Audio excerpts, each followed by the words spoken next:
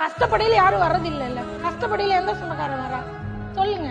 100 உடனே என் சொந்தக்காரன் வரான், உன் சொந்தக்காரன் வரான். 100 இங்க எல்லாரும் சம்பாதிக்கணும், மான மரியாதையா பொழைக்கணும், இப்படி இருக்கணும் அப்படி இருக்கிறது, இதெல்லாமே சொந்தக்காரனால தானே. அவனுக்கு நம்மளை தேய்க்கிறனால தானே. பணத்தை வச்சுதான்டா இங்க எடை போடுறாங்க. எவன்டா பாசத்தை வச்சு எடை போடுறான்?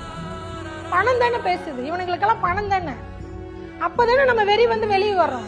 நான் சம்பாரிச்சு காட்டுறேன், இந்த பணம் தானே, இந்த பணத்தை வச்சுதானே நீ என்னை கேவலப்படுத்துற, அந்த பணத்தை நான் சம்பாரிச்சு காட்டுறேன், நானும் பணக்காரன் ஆகிறேன்னு தானே வெளியே வர்றோம். அந்த அடிமட்ட சுயமரியாதை கேவலப்படாத எவனுமே பணக்காரானது இல்லை.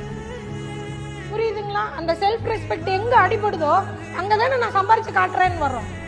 அதுக்காக தானே இவ்வளவு வெறியோட ஓடுறோம். 3 நாள் தூங்காம 4 நாள் தூங்காம, பீரியட் டைம்ல ஒரு பேடு கூட மாத்த முடியாம, சோறு இல்லாம தண்ணி இல்லாம எங்க கஷ்டப்படுறோம். நம்மளுக்கு எவ்வளவு பிரச்சனை இருக்கு.